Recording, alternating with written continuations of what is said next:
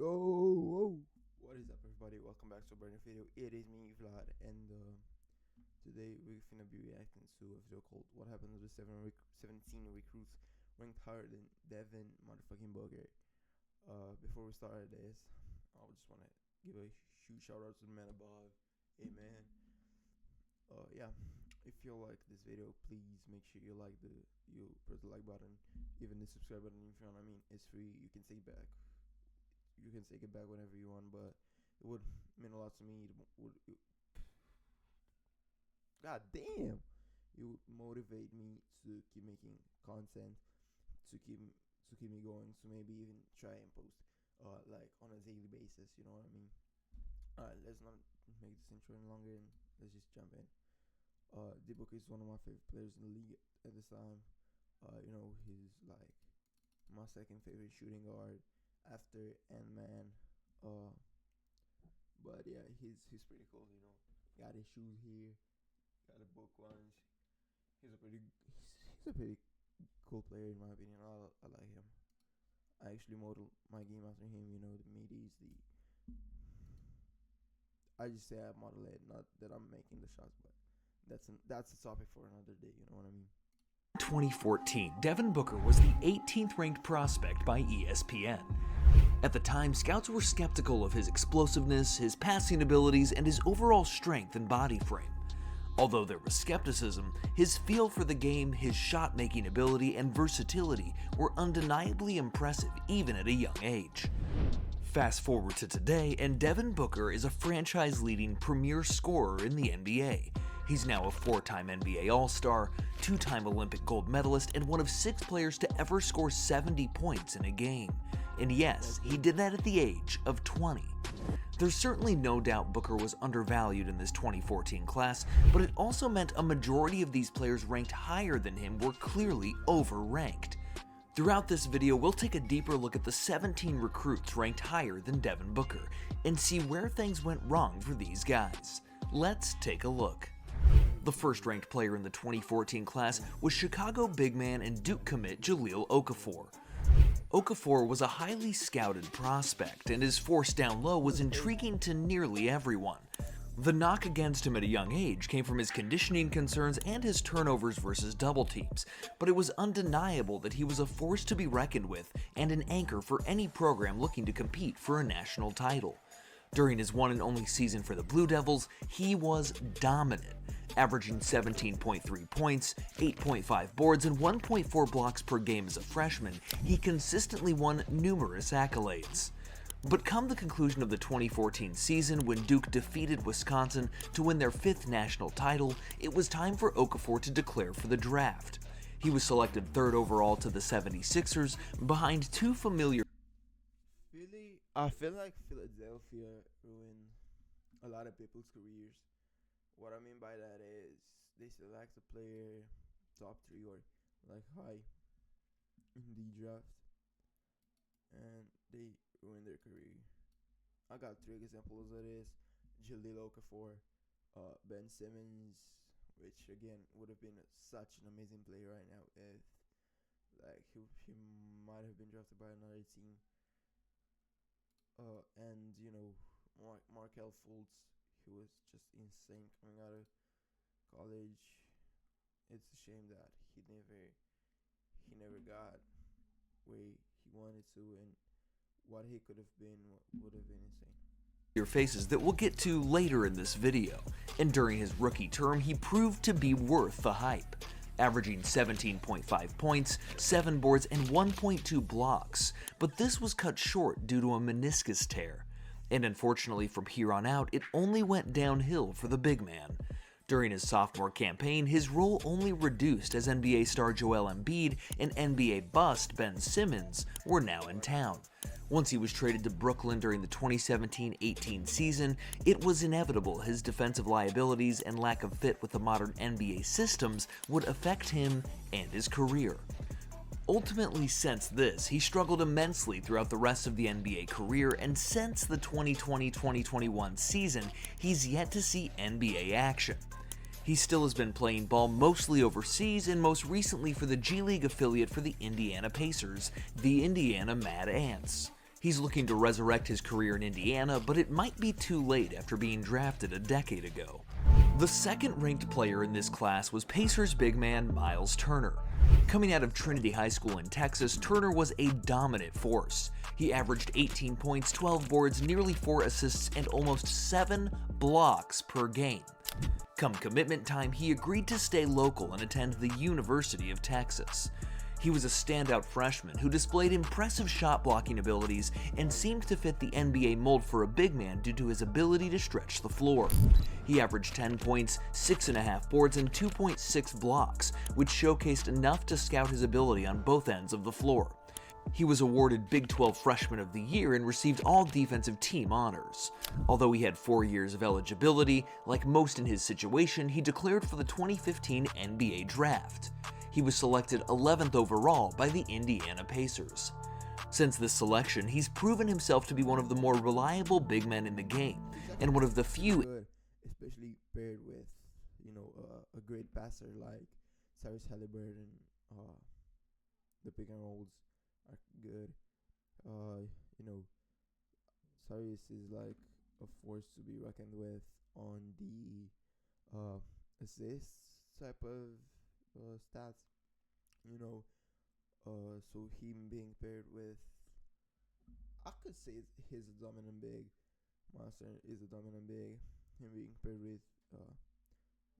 them two being paired, they're pretty good, like duo, especially not all-star type of player with an all-star type of player. I don't know what I'm saying, but I think y'all get what I'm trying to say. A big shout out to Derrick Rose, man. I love Derrick Rose. Able to knock down shots from deep on any given night. Through his 600 plus games played thus far, he's been impressive, but in some ways, maybe not the full beast Indiana had hoped for. Don't get me wrong, averaging 14 points, 7 boards, and 2 blocks while shooting roughly 36% from deep throughout your career is more than enough, but some think Indiana had hopes for a 20-10 guy.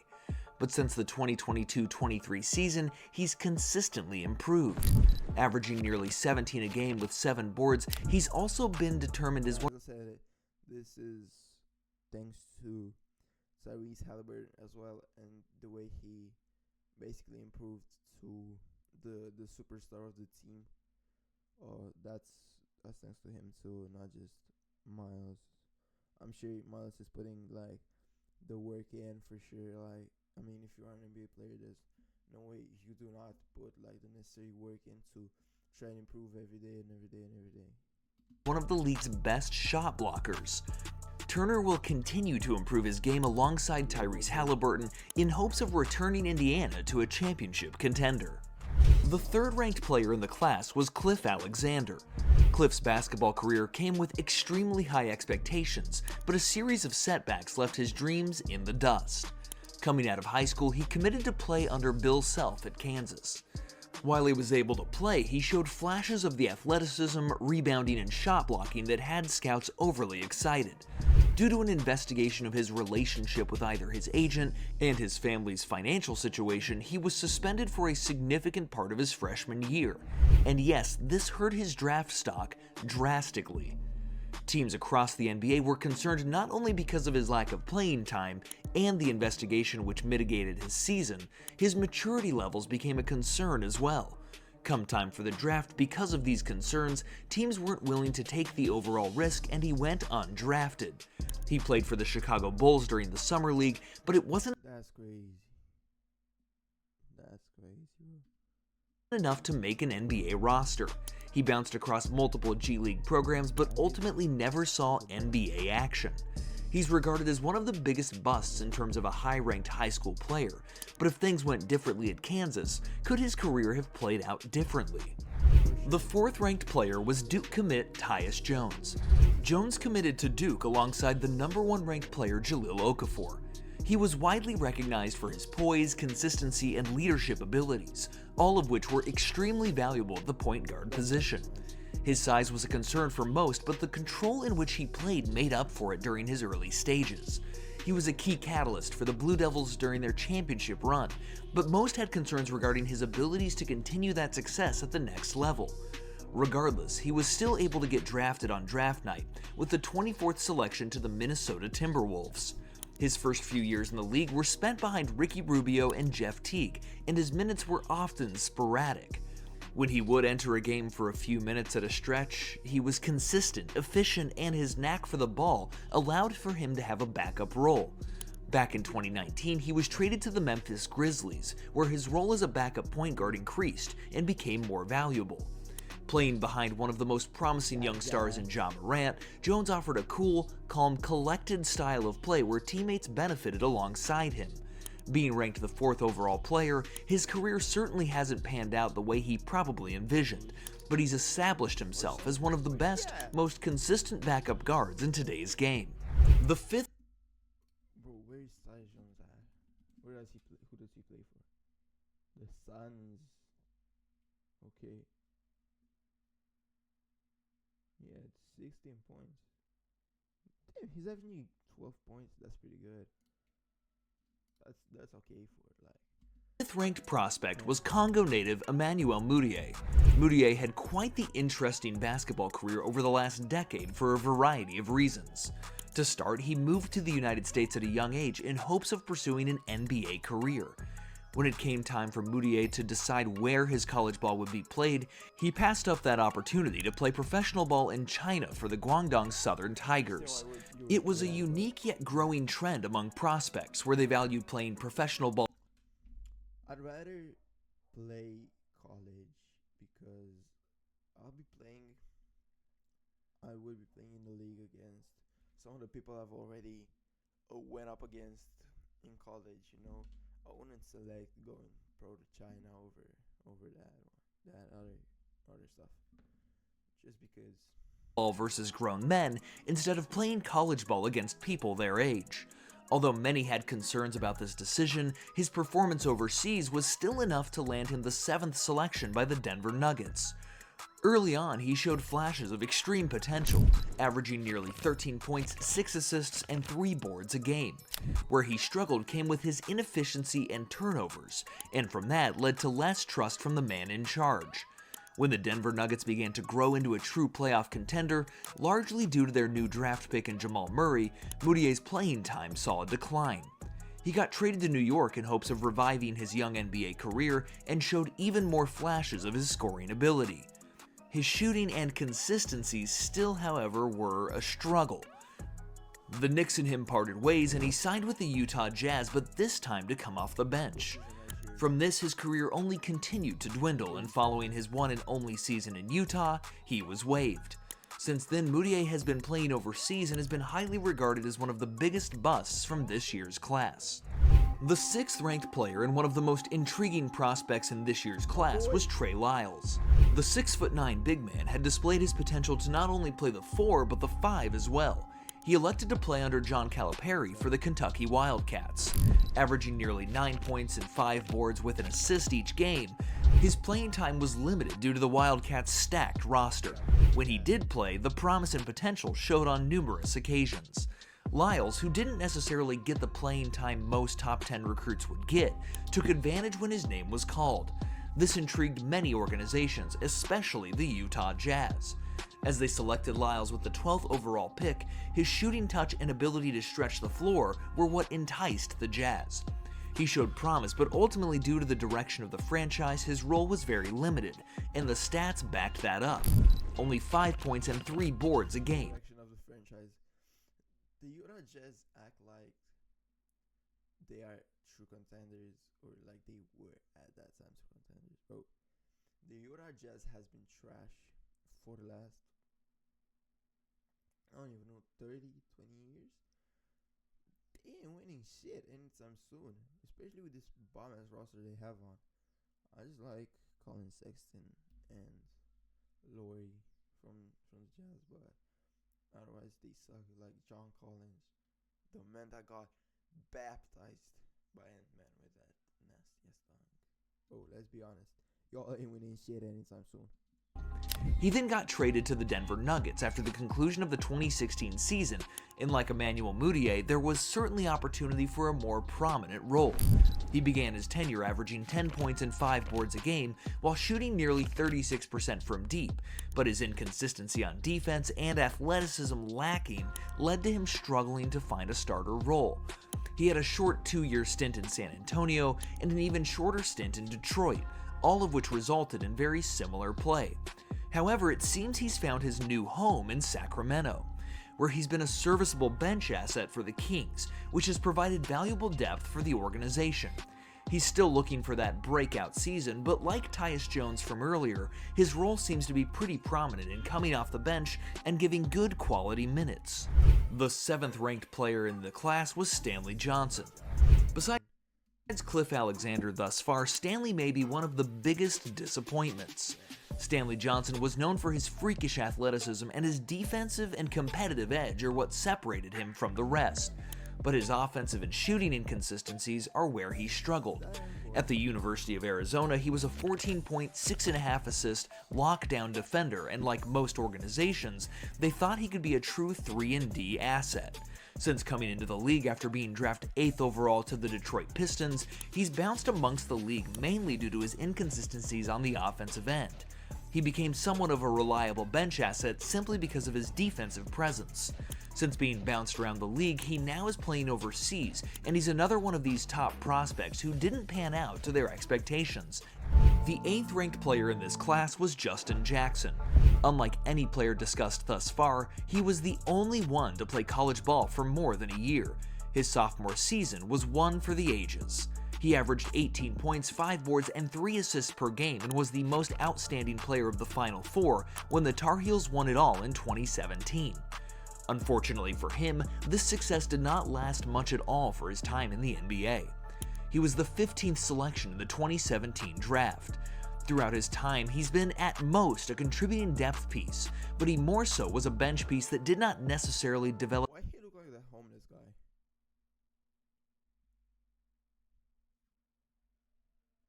That. Oh my God, bro. He looks like that homeless guy that was in an NBA. Develop any success. He competed in 23 games during the 22-23 season for the Boston Celtics, but his contributions were nearing none. Oh, he looks like Daniel Larson.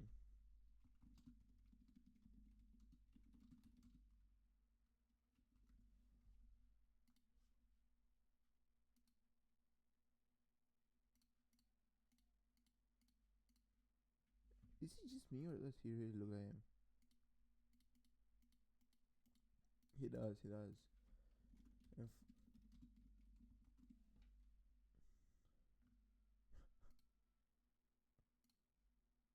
looks like Daniel Larson too. Like the nose. Bro, what am I even talking about?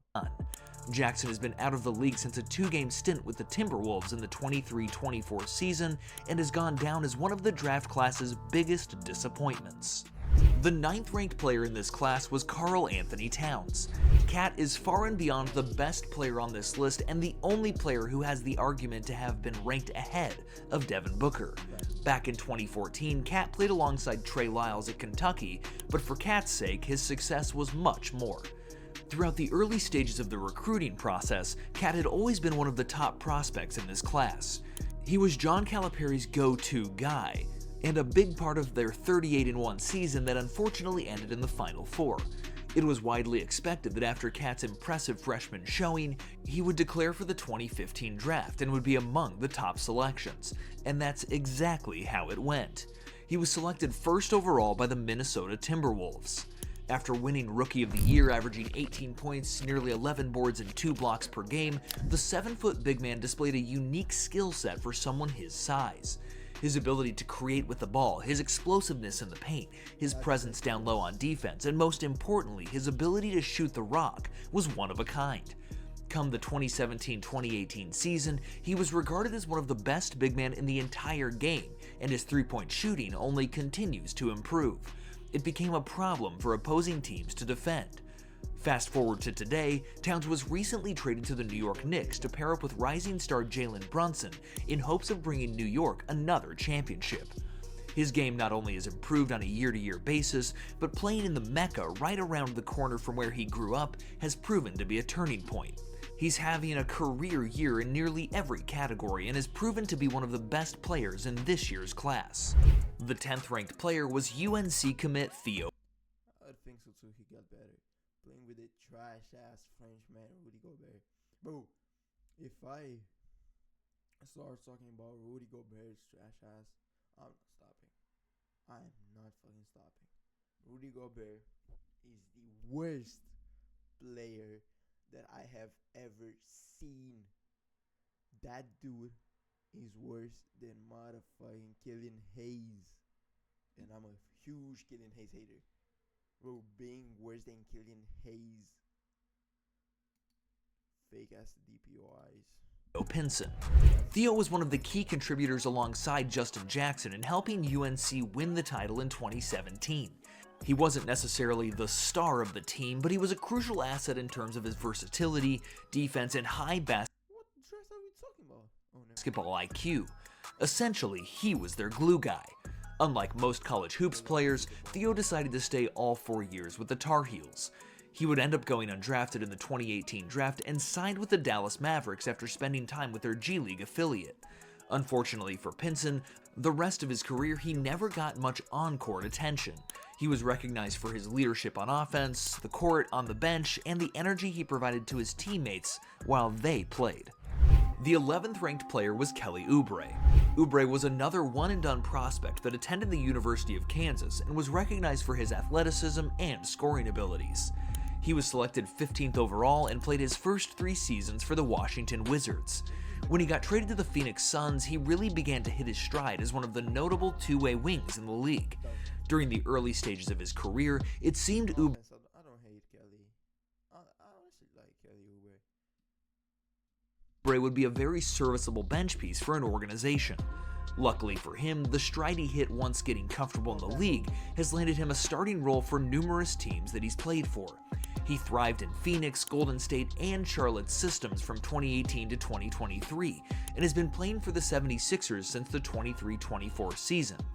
He has a very prominent role for the Sixers, averaging over 13 points per game and nearly 6 boards, and is looking to help alongside stars Joel Embiid, Tyrese Maxey, and Paul George get the Sixers back into contention.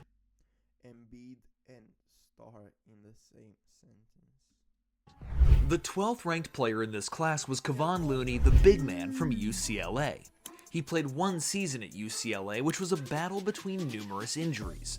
Despite this, while he was healthy, he displayed his abilities to be a versatile big man at the next level who excelled on the glass.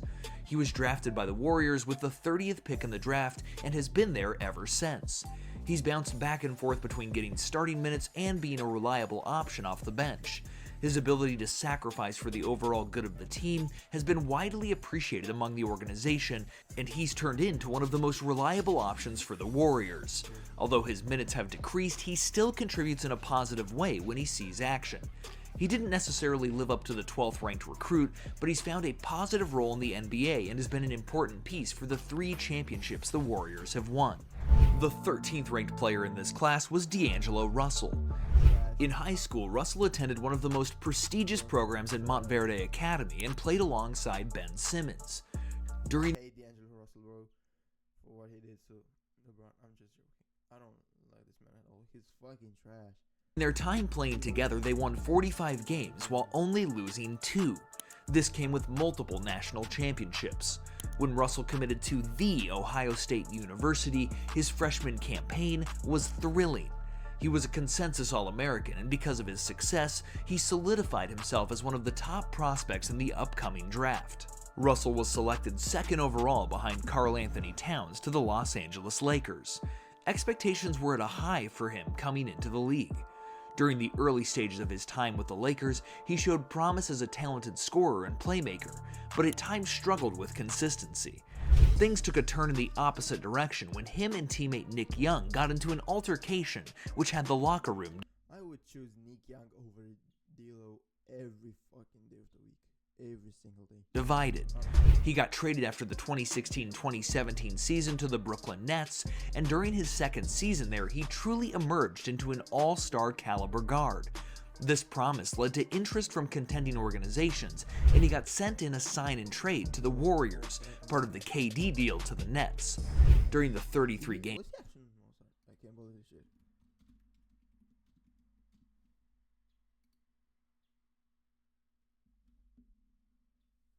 This garbage can was an all-star. He played there, he averaged nearly 24 points and was a crucial part of their team. But due to numerous injuries across the board for the Warriors, they sent him to Minnesota in exchange for Andrew Wiggins. He spent 4 seasons playing alongside Cat and averaged over 18 points per game during his time there. Back in 2023, he got traded back to the organization that drafted him, but as of late has hit somewhat of a wall. From the Lakers, he's now back on the Nets, and his NBA career is starting to consistently. How much did the Nets lose by in that game? Y'all know what game I'm talking about, I think. Where is it? He's lucky he didn't play because he just got traded. He's lucky he didn't play because I would have. What the fuck didn't he play though? It was at Into Dome. He was already in LA. He's so trash. How much he averaging?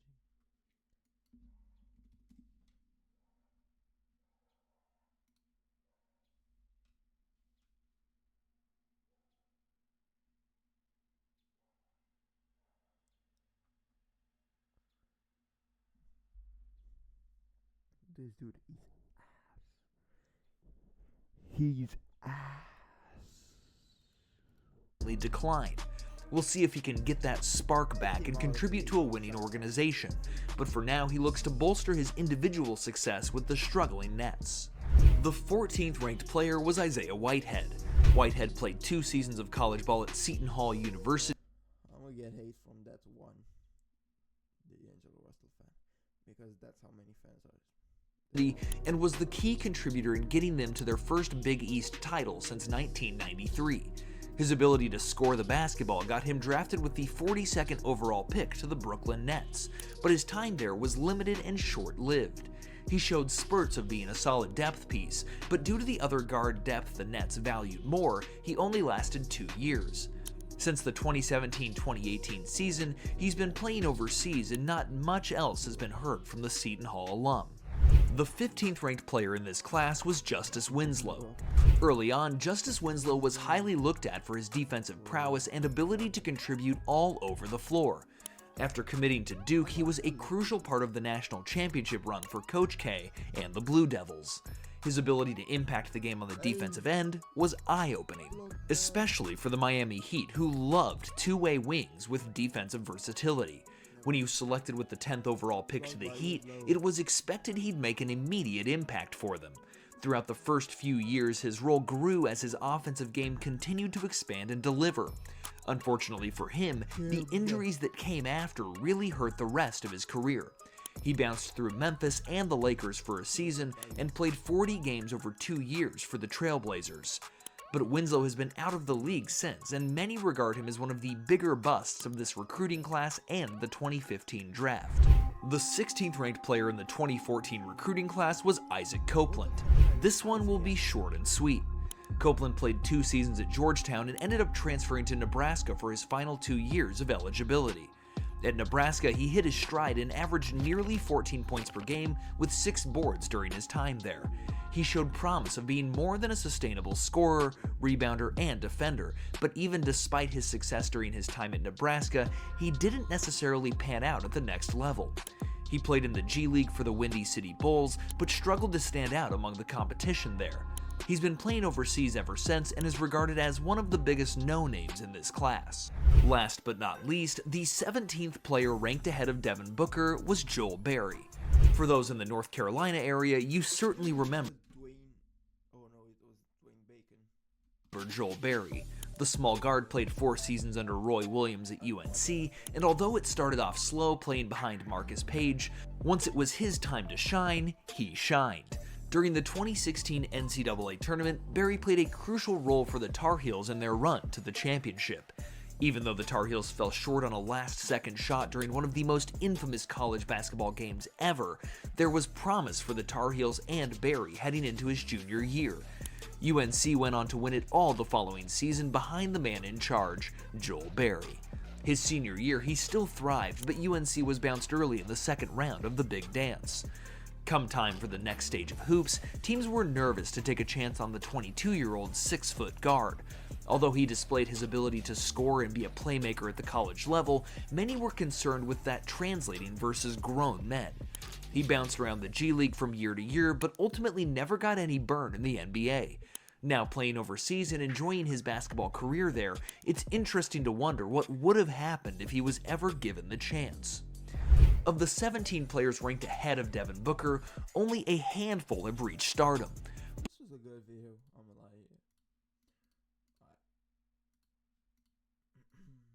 Thank you guys for watching once again. If you like this video, please consider dropping a like button, maybe a subscribe. As I said, I think as I said, I don't know. But it's free. You can take it back anytime you want. Yeah. I hope you all have a wonderful day. Peace.